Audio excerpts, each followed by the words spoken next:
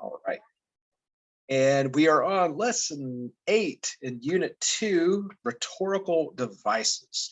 So if you're not familiar with that word, it'll make sense here in a minute. So by the time we complete this lesson, we're going to define rhetorical device and identify rhetorical devices used by an author. And that's going to make a lot more sense when we see the lesson here. So a short audio clip. A rhetorical device is a particular use of language to achieve an effect. For example, to emphasize a significant point, attract audience attention, or create a feeling. Rhetorical devices are common in all writing, especially in speeches and arguments. So we talked about tone and style, which also lends itself to this, right? This is sort of an extension of that idea. So not only is it about word choice and things of that nature, but also how you go about your argument. There's several rhetorical devices we'll look at here. Very common in given speeches, right? So this will seem real familiar when you think about it in terms of speech. Usually when we talk about rhetoric, rhetorical devices and things like that, we are talking about giving speeches. But it's also a method that you might see for writers, just like we talked about different types of structure of an argument. All that goes hand in hand. So different types of rhetorical devices here. Here's our table. The columns are the device on the first column, a definition, then an example. So an analogy, so an extended comparison to help clarify an idea or make a point more persuasively. And their example they use here, think of stem cells as blank computer chips that we can program to do different tasks. You'll notice I use a lot of analogies, right, in our lessons. We're talking about just with multiple causes and effect, right? I was talking about, like heart disease and how that has multiple causes and effect. So it goes beyond economics. So analogies, right? Extended comparison to help clarify an idea. Enumeration, so you list of details to create rhythm or emphasize a point.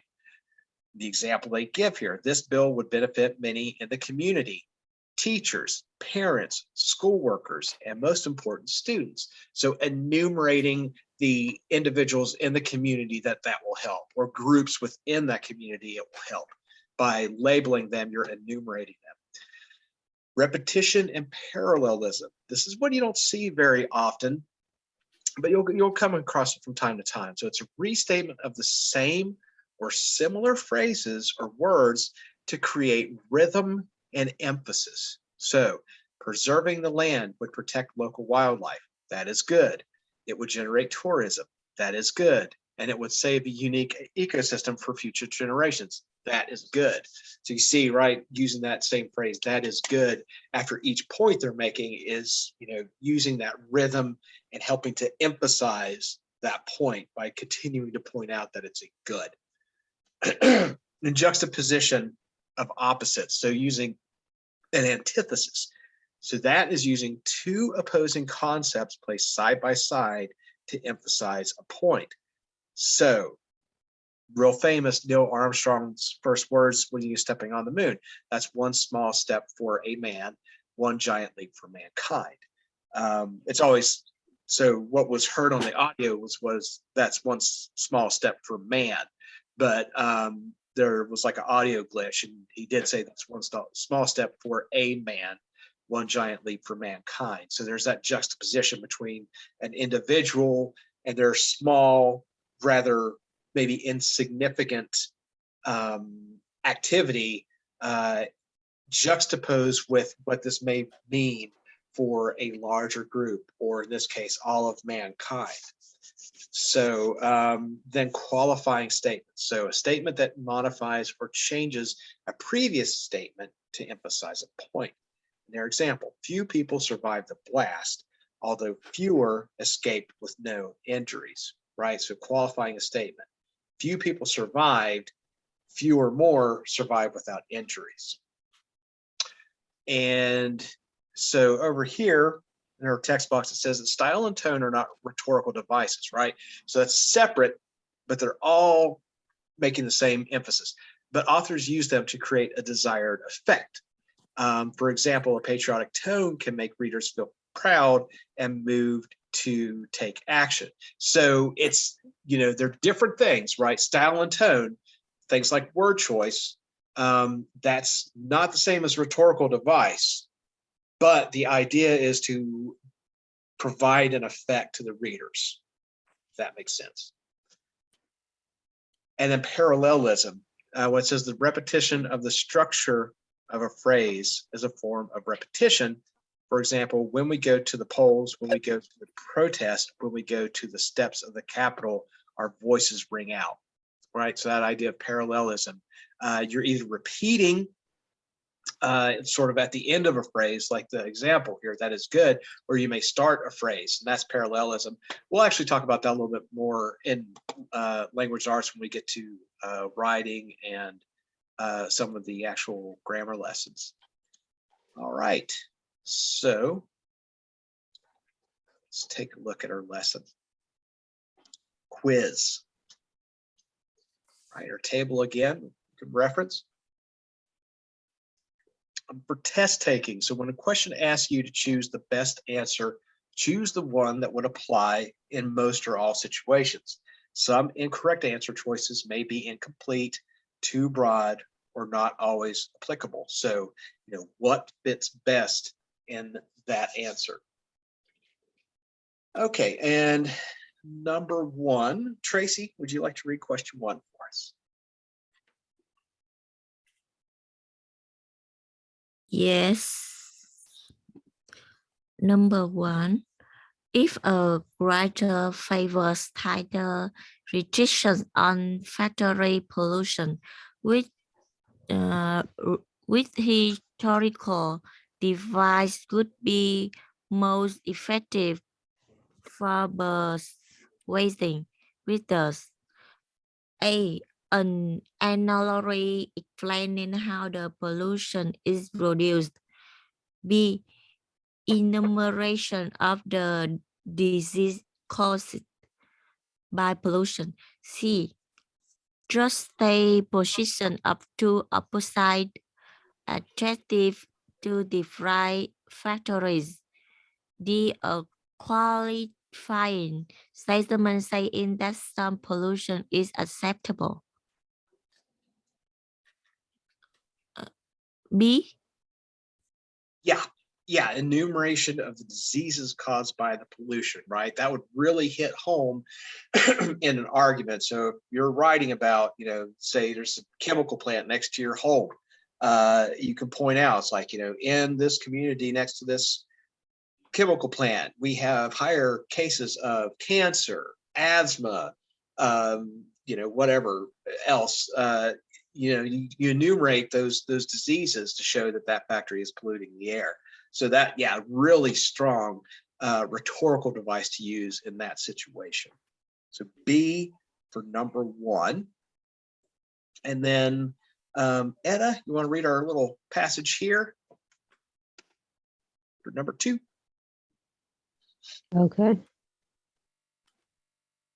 Number two, it says, the crisis of global warming. We, the human species, are confronting a planetary emergency, a threat to the survival of our civilization that is gathering ominous and destructive potential even as we gather here. But there is hopeful news as well. We have the ability to solve this crisis and avoid the worst, though not all of its consequences. And then it says from Nobel Prize acceptance speech by Al Gore, 2007. Then the question says, which rhetorical device does the author use to emphasize that some effects of global warming are already unavoidable?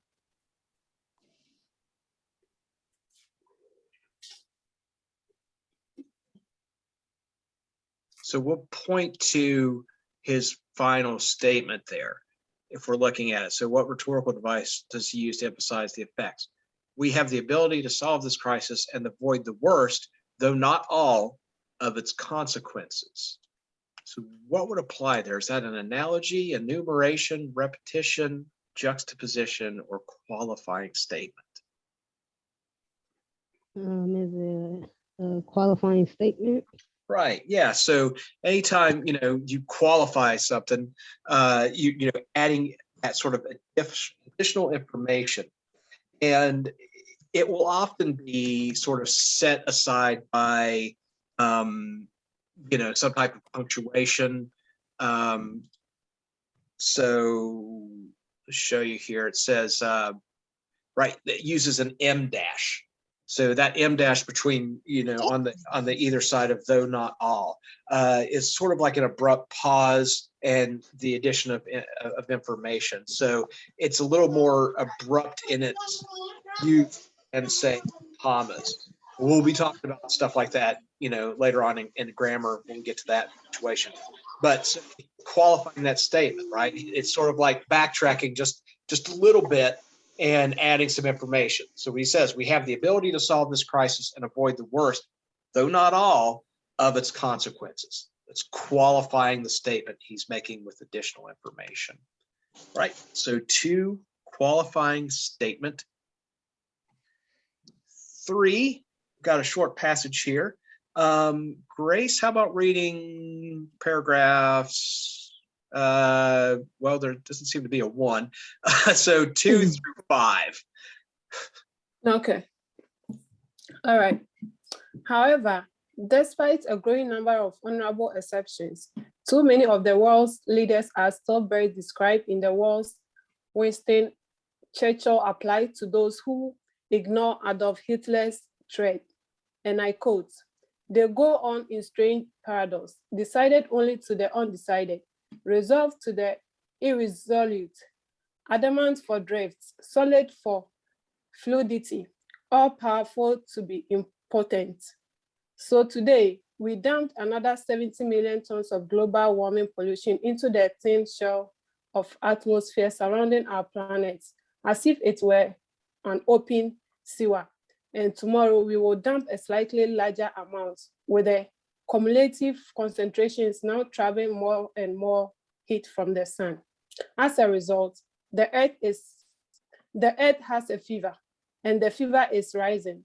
The expert has told us it is not passing affliction that will heal by itself. We ask for a second opinion, and a third, and a fourth, and a consistent conclusion, restated with increasing distress, is that something basic is wrong. We are what is wrong, and we must make it right. All right, I'll finish the last one. So I just realized this is a continuation from the first one. So from question 2, they didn't really explain that. It just starts with, continue reading the remainder of the passage. So this is Al Gore still. In the last few months, it has been harder and harder to misinterpret the signs that our world is spinning out of kilter. Major cities in North and South America, Asia, and Australia are nearly out of water due to massive droughts and melting glaciers. Desperate farmers are losing their livelihoods. Peoples in the frozen Arctic and on low-lying Pacific islands are planning evacuations of places they have long called home. So again, continuing Al Gore's acceptance speech for the Nobel Prize 2007. I'll go ahead and read the question here. Which statement best explains why the quotation from Winston Churchill is effective?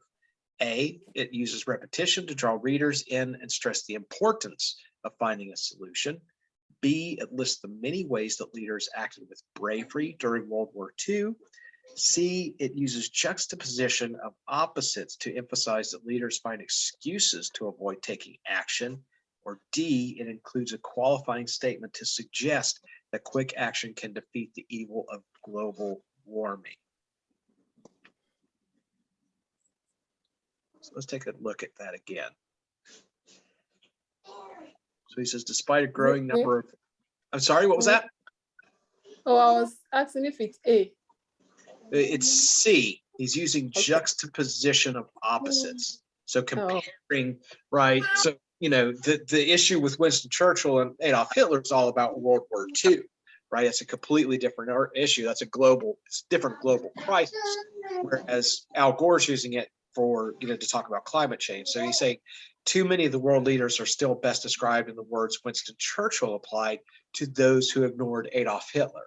So, juxtaposing ignoring the rise in power of Adolf Hitler and his increasing influence in Europe, and his annexing, lots of Europe and starting war. Churchill said they go in strange paradox, decided only to be undecided, resolved to be irresolute, adamant for drift, solid for fluidity, all powerful to be impotent. So this ignoring what was happening in Europe, in Germany through the 1930s led to World War II, juxtaposed to what's happening now by ignoring this climate change crisis, is comparing, two opposites with very similar effects. So 3 is C, C as in cat. And our same passage, Christiana, would you mind reading number 4? Okay. Number 4. The author uses an analogy in paragraph 4 to make the solution seems as simple as taking a pill to lower a fever. B, shows that he is a reliable source who has expert knowledge. C, suggests that those who deny global warming are like a disease. D, emphasize that global warming is as dangerous as a serious disease. Is it C or D? Yeah, D as in dog. So what he says there, as a result, the earth has a fever, right? And the fever is rising. So now comparing the earth, the globe to, an illness, like a sick person. And it's not a passing affliction that will heal itself. So that is a really good analogy, using the idea that there's a disease there. Remember, like when we talked about political cartoons, right? That's a lot of times we see analogies in those political cartoons where they can use the United States, like in the Great Depression, making, an analogy, comparing it to, a sick individual. We saw that in a couple different political cartoons. And then finally, last same passage, number 5, Sasha Gay, how about reading number 5 for us? In paragraph 6, the author lists the effects of global warming is already having. The author most likely included this enumeration to A, make readers believe that the problem is urgent, B, encourage punishment for polluters, C, reassure readers about the future, and D, to make readers uncertain about how to take action. A. Yes, A, right? Enumerating the problems we're already seeing. So he mentions major cities in North and South America, Asia, and Australia are nearly out of water due to massive droughts and melting glaciers. Desperate farmers are losing their livelihoods, right? Enumerating the problems, listing the problems that we are encountering due to global warming. So that is the quiz. One was B as in boy. 2 was qualifying statement. Oh, I got it wrong because I put qualify statement. I hope you guys got that. Jeez, man. Qualifying statement, not qualify statement. So yeah, you should have an ing at the end of that. Qualifying statement. 3 is C as in cat. See, I catch myself sometimes. 4, D as in dog. And 5 is A. All right. So let's take a look here. no fill in the blank for the workbook for me to mess up. So, uh, so authors and speakers use rhetorical devices to achieve desired effects, usually to create rhythm and hold readers' attention when using enumeration. The author lists details which specify an idea and create a rhythm. When using repetition, the author repeats words and phrases to create rhythm and sometimes build to a climax, so emphasize points. And then when using parallelism, the author repeats grammatically similar phrases, right? Very close to repetition, where you're, emphasizing several ideas. And then other rhetorical devices help clarify or emphasize. So an analogy, for example, is the use of comparison to clarify, comparing the world to, saying that the world has a fever, right? Using human, personifying the earth, giving it human characteristics is analogy. And then a qualifying statement adds to or changes an earlier statement to clarify or highlight a point. Rhetorical devices reflect an author's tone and are part of an author's style, as explained in Unit 1, Lesson 9, right? So it's, like I said, those are two different ideas, but they go hand in hand to help emphasize points, to strengthen arguments, right? These are all activities that help strengthen writing, to make you a more effective writer. And Lincoln's Gettysburg Address. We'll look at this here. Maybe you're familiar with this one already.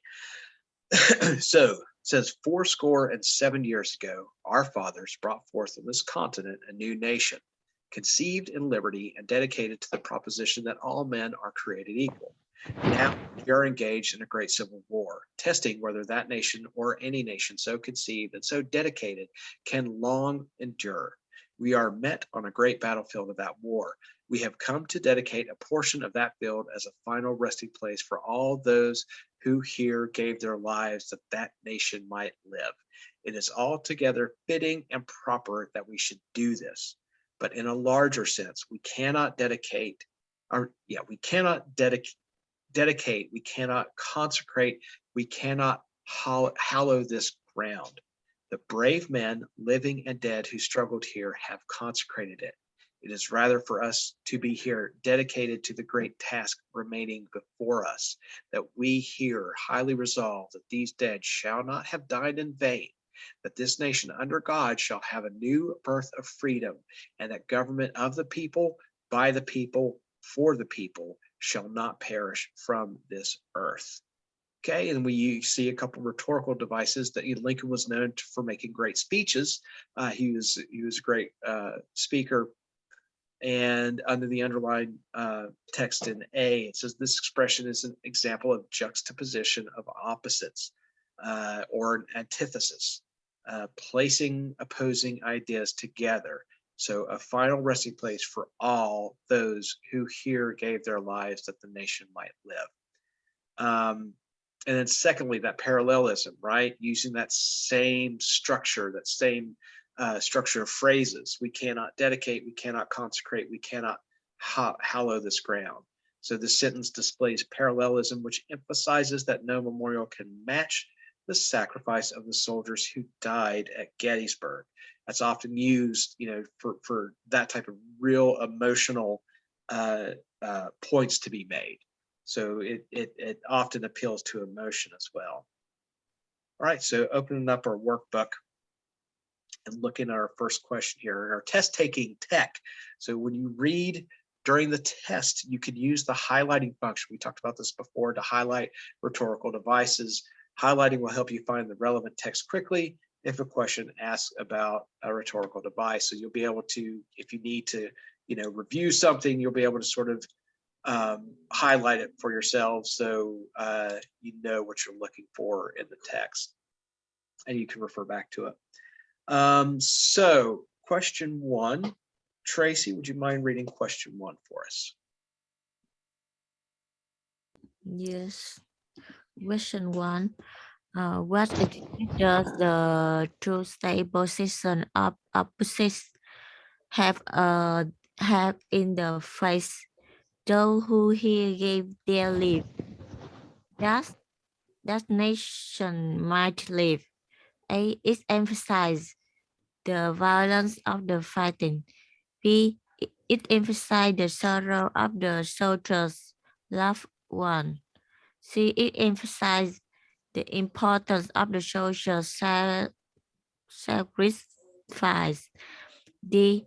It emphasizes the number of soldiers who died during the battle.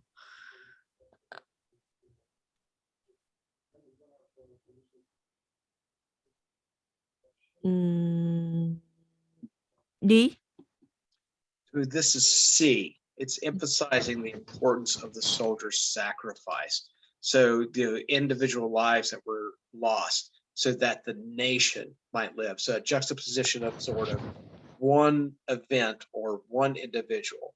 So just like with Neil Armstrong, right? That one small step when he stepped off the ladder, he took boom down like however far, 7, 8 inches from that one rung down to the surface of the moon. That was one small step for a man, but one giant leap for mankind because it shows the great advances we had made in science and technology and culture and everything else to get to this point where we're standing on the moon together, sort of speaking.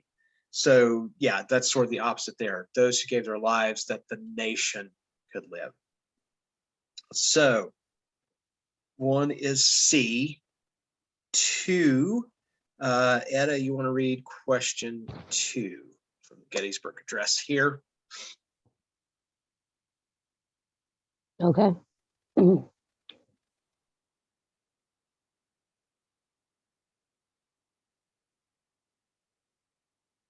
Number 2, the parallelism at the end of the passage emphasizes Lincoln's A, determination to preserve through the war, B, sadness so that so many people have died, C, anger at the injustice of slavery, or D, respect for the U.S. Constitution.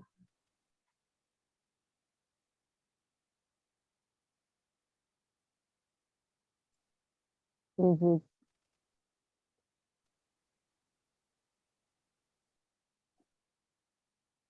B? So it's A, right? Determination to persevere. So we have those two sections. So, that we cannot dedicate, we cannot consecrate, we cannot hallow this ground. And then later on, talking about for the government of the people, by the people, for the people, shall not perish from the earth, right? That is his task, that in winning this war is going to preserve our freedoms and that government of the people, for the people, by the people, determination to persevere through the war. So 2 is A.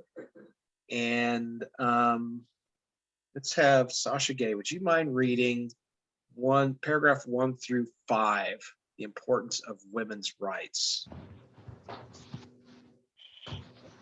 Okay. If there is one message that echoes forth from this conference, it is that human rights are women's rights, and women's rights are human rights. Let us not forget that among those rights are the rights to speak freely and the right to be heard. Women must enjoy the right to participate fully in the social and political lives of their countries if we want freedom and democracy to thrive and endure. It is indefensible that many women in non-governmental organizations who wished to participate in this conference have not been able to attend or have been prohibited from fully taking part. Let me be clear. Freedom means the right of people to assemble, organize, and debate openly. It means respecting the views of those who may disagree with the views of their governments. It means not taking it means not taking citizens away from their loved ones or jailing them, mistreating them or denying them their freedom or dignity because of the peaceful expression of their ideas and opinions. right? I'll go ahead and finish up here. It says, in my country, we recently celebrated the 75th anniversary of women's suffrage. It took 150 years after the signing of our Declaration of Independence for women to win the right to vote. It took 72 years of organized struggle on the part of many courageous men, women, and men. It was one of America's most divisive philosophical wars, but it was also a bloodless war. Suffrage was achieved without a shot fired. We have also been reminded in VJ Day observance last weekend of the good that comes when men and women join together to combat the forces of tyranny and build a better world. We have seen peace prevail in most places for a half century. We have avoided another world war, but we have not solved older, deeply rooted problems that continue to diminish the potential of half the world's population. Now it is time to act on behalf of women everywhere. So from remarks from the United States or United Nations Fourth World Conference on Women, and that was by Hillary Clinton, 1995. So First Lady Hillary Clinton in 1995. So let's take a look at our question.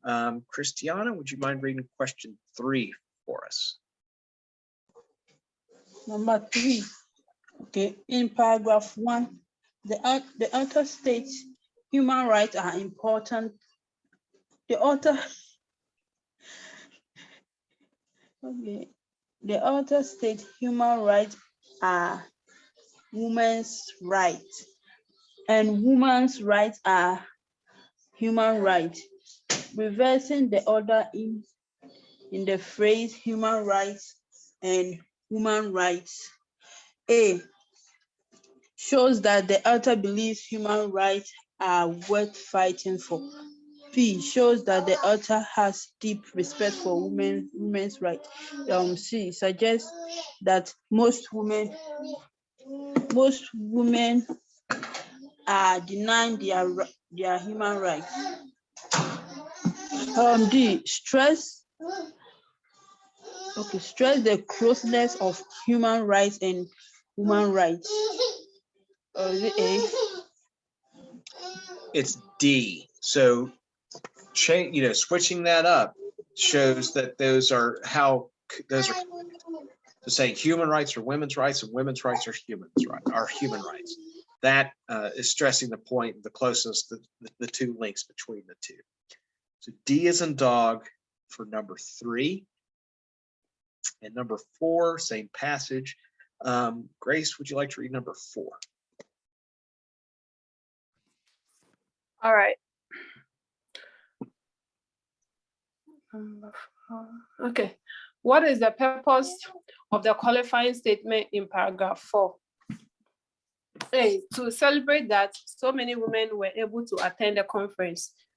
B, to suggest that not letting women participate fully in the conference is as bad as not letting them attend. C, to note that the conference is incomplete without more women in attendance. And D, to emphasize that some organizations overcame great challenges to send women to the conference. D. B as in boy, to suggest that not letting women participate fully in the conference is as bad as not letting them. So paragraph 4, right, it says it is indefensible that many women in non-governmental organizations who wish to participate in this conference have not been able to attend, right? We've got our punctuation there, or have been prohibited from fully taking part. Number 3 was D. D as in dog. So yeah, looking at, right, so that qualifying statement. So first off, right, it's indefensible that many women in non-governmental organizations who wish to participate in this conference have not been able to attend. And then a qualifying statement, right, or have been prohibited from fully taking part. So what that's indicating, right, is that, there was countries out there and maybe organizations within those countries that were keeping women from participating in this United Nations conference on women. So qualifying the statement that was bad enough that they couldn't attend, but in some cases they were prohibited to attend, qualifying that statement. B as in boy, right? Suggesting that it was bad. They couldn't participate or letting them participate. And then 5, Tracy, you want to read number 5? Okay. Number 5. In the paragraph 5, the author defines freedom by enumerating or listing the condition of freedom in order to A. Compare the rights of the woman now and the rights of the woman years ago. B. So that she had studied the work of civil rights leaders. She clarified that freedom should not differ depending on gender or place of residence. D. Argue that most people do not understand what freedom really is. Number 5, let's see.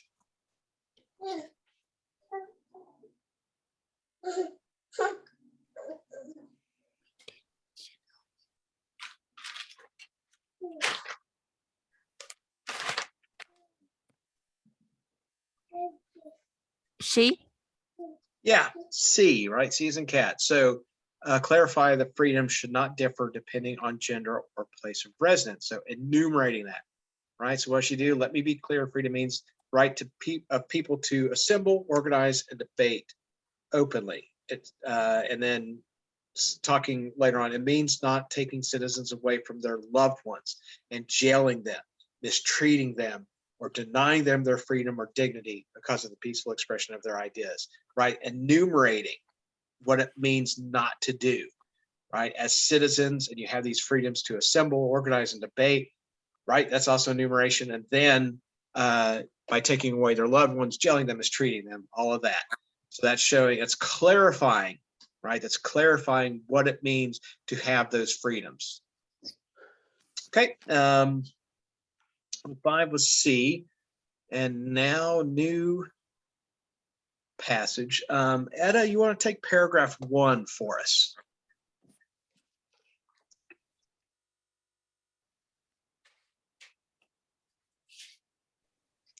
Okay. A ship lost at sea. A ship lost at sea for many days suddenly sighted a friendly vessel.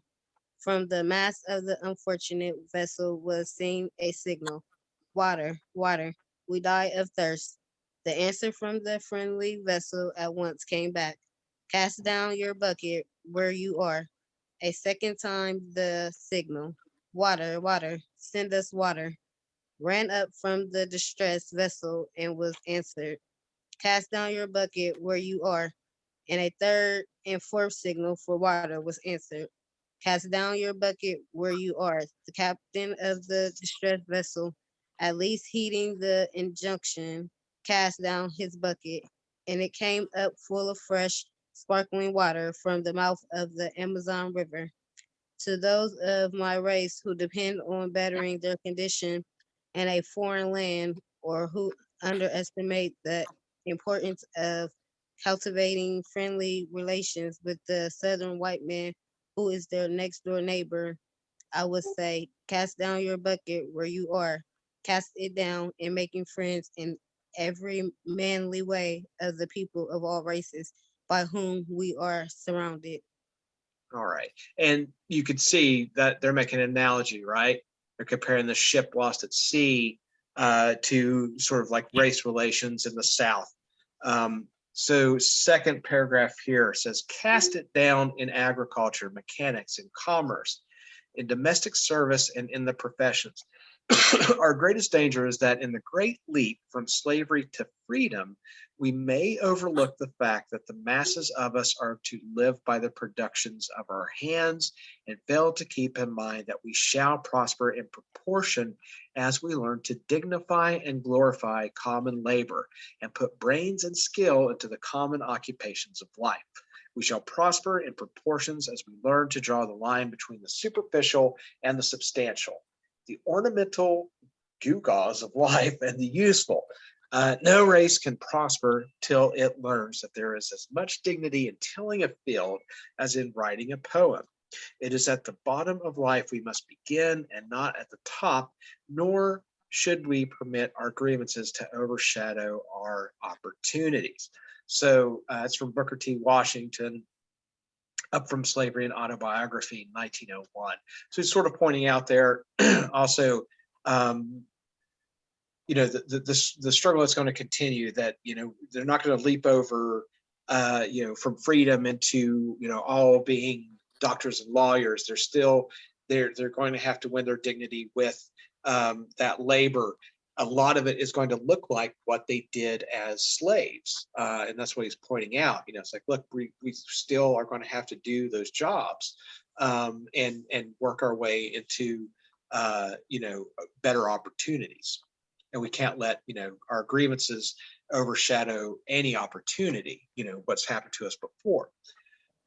So number 6, Christiana, could you read number 6 for us?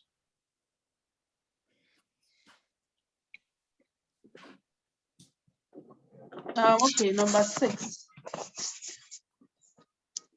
The analogy in paragraph 1 suggests that A,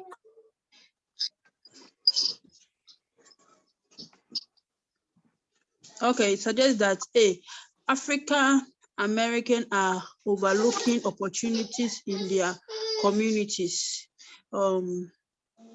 B,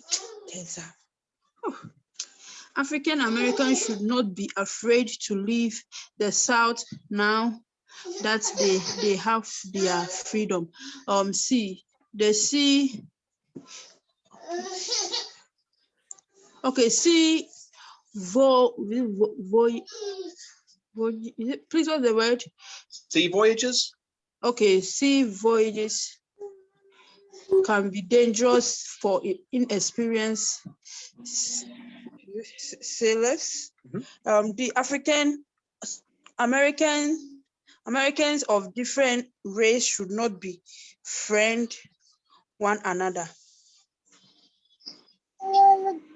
A. Right, A. So he's making that point. That's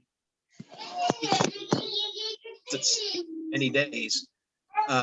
So from the mast of the unfortunate vessel, we'll see a signal, water, water, we die of thirst. And the replying answer is cast down your bucket where you are. So, they're in the Amazon, right, where there's water that they can drink, right, from the mouth of the honor, sparkling water from the mouth. So the captain of the distressed vessel at last, heeding the injunction, cast down his bucket, and it came up full of fresh water.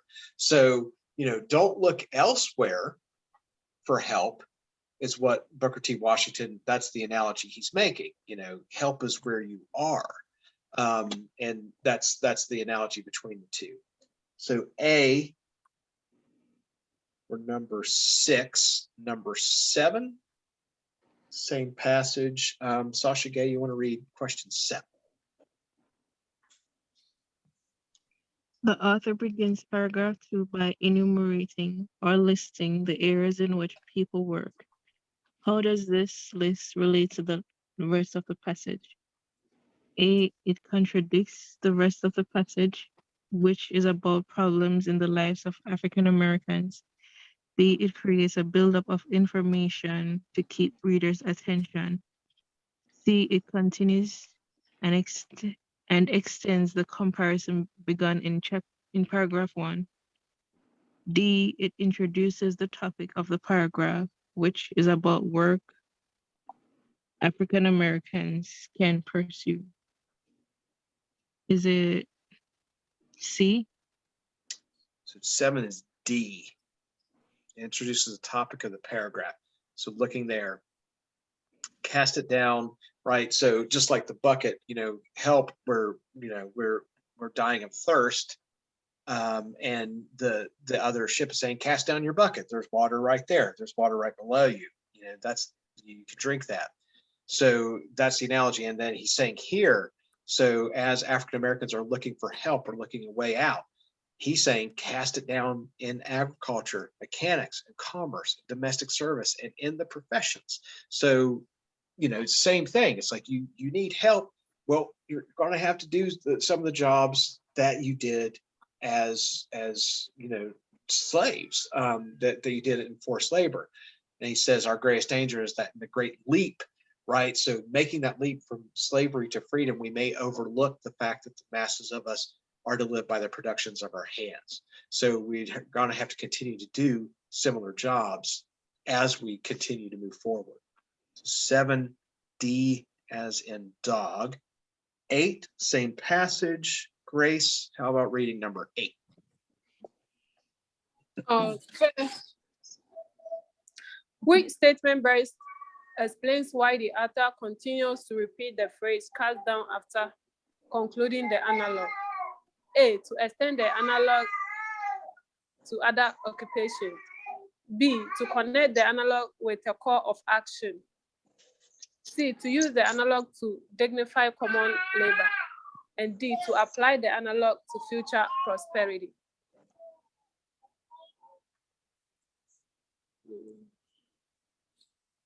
Is it A? So it's Or B, connect the analogy with a call to action. So a lot of times when you hear that parallelism, you hear that repetition, it will be, it's trying to make a call to action. Cast it down into agriculture, when they keep saying that. That's what he's referencing there. So 8 is B. 9, our same passage. Tracy, would you like to read question 9?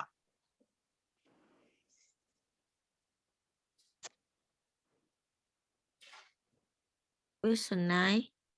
Yeah. In the paragraph 2, the author states it is at the bottom of life. We must begin and not at the top. What does the author mean by this juxtaposition of opposites? A, everyone must work his or her way up. B, good fortune is not substitute for hard work. C, opportunity can come and go quickly. D, all people should have an equal start in life. B. So it's A, right? He's making that comparison. So it is at the bottom of life we must begin and not the top. So we will have to work our way to the top there. Is the point that he's making. And he mentions that our greatest danger is that in the great leap, right, from slavery to freedom, we may overlook the fact that masses of us are to live by the production of our hands, right? Manual labor is what he's talking about there. So we're going to have to work our way up. So 9 is A. 10, I'm going to go ahead and read from Kennedy's inaugural address. So this is from 1961, John F. Kennedy. So it says, we observe today not a victory of party, but a celebration of freedom, symbolizing an end as well as a beginning, signifying renewal as well as change. For I have sworn before you and Almighty God the same solemn oath our forebears prescribed nearly a century and 3/4 ago. The world is very different now, for man holds in his mortal hands the power to abolish all forms of human poverty and all forms of human life. And yet the same revolutionary beliefs for which our forebears fought are still at issue around the globe. The belief that the rights of man come not from the generosity of the state, but from the hand of God. We dare not forget today that we are the heirs of that first revolution. Let the word go forth from this time and place to friend and foe alike that the torch has been passed to a new generation of Americans born in this century, tempered by war, disciplined by a hard and bitter peace, proud of our ancient heritage and unwilling to witness or permit the slow undoing of those human rights to which this nation has always been committed and to which we are committed today at home and around the world. Let every nation know, whether it wishes us well or ill, that we shall pay any price, bear any burden, meet any hardship, support any friend, oppose any foe, in order to assure the survival and the success of liberty. This much we pledge and more. We've actually read some of that before. So first question here, or I'm sorry, 10th question, first one for the passage here. Etta, would you mind reading question 10 for us? Okay, in paragraph 2, the author states that humans can now abolish all forms of human poverty and all forms of human life. The juxtaposition of the terms human poverty and human life. A illustrates how technology advanced yet socially backward humans have become, suggests that there are problems beyond the scope of human inventiveness.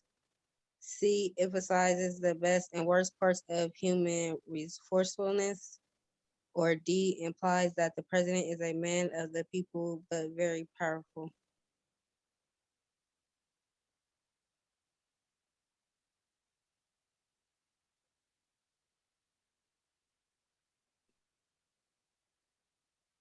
B.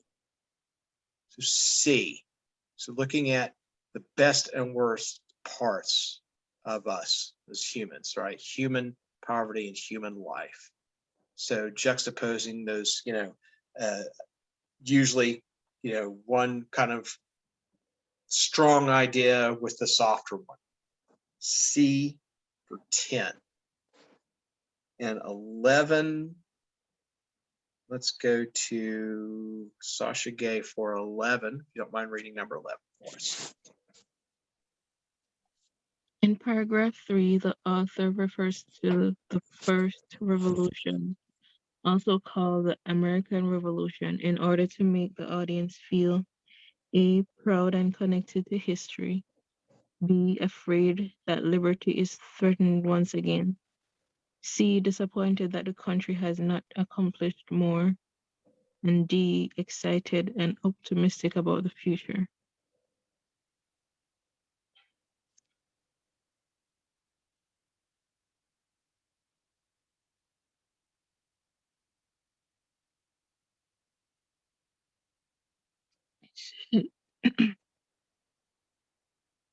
So C? A, proud and connected to the history, right? Wanting to draw on our history and that connection. So sort of that appeal to emotion there involved with this type of rhetoric. 11 is A. 12, our same passage. Christiana, you want to read 12?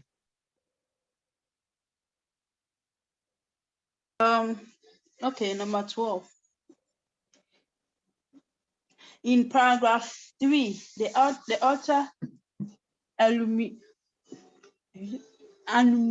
enumerates or lists the characteristics of a new generation of Americans. What tone does this enumeration best reflect? A, hope. B, sincerity. C, fear. D, doubt. Is it A? Yeah, say, right. So looking at that paragraph 3, so first off, he starts talking about that first revolution, so bringing up that idea of our patriotism and our and pride in what we've accomplished. Let's go forth, let the word go forth from this time and place to friend and foe alike, that the torch has been passed to a new generation of Americans. So enumerating, right? What does that mean to be a new generation of Americans? So we're going to enumerate it. Let's list it. Born in this century. Let's talk about the 20th century. Born in the century, tempered by war, right? These people born into that century have lived through 2 world wars. Disciplined by a hard and bitter peace, and proud of our ancient heritage. So qualities of people that were born during the 20th century, obviously before 1961. So in that case, that is, bringing hope by explaining that. And then our last one, Grace, how about finishing off our workbook here, number 13? All right. In paragraph 4, the author uses parallel phrase with the word any to emphasize A, that the United States faces serious threat.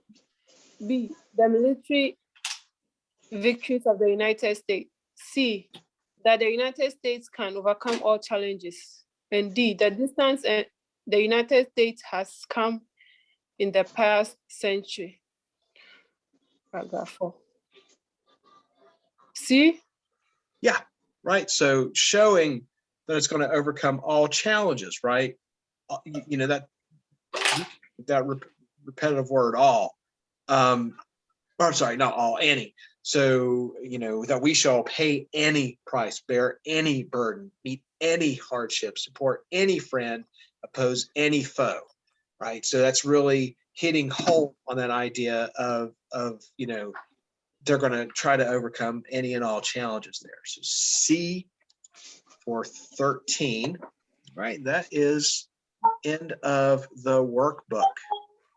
Anybody need me to follow up? Number 2. Number 2 was A. Okay, thank you. Okay. Complete number 1. Number 1 is C as in cat. All right. Thank you.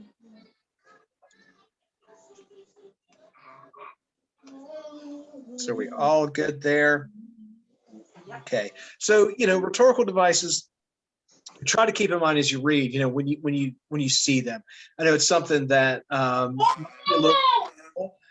you know, we can point out, you know, when it comes to style and tone, when somebody uses a very descriptive and strong word, you know, that can kind of tip their hand.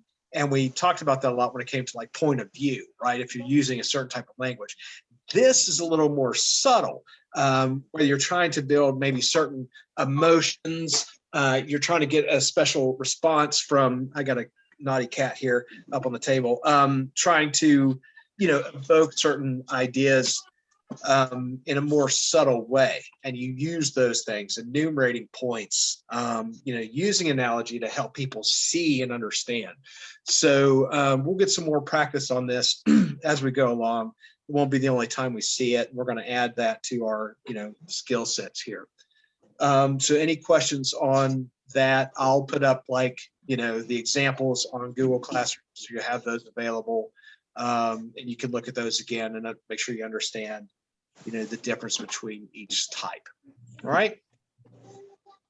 So everything makes sense there. All right. So some more practice. That's all I have today. There's no questions. Now's a good time to go get your bread and milk before whatever is about to hit for the next, you know, couple days. Weather might be bad, so make sure you guys stay inside and stay safe. All right. And I will see you tomorrow. Alrighty. Okay. All right. Bye-bye.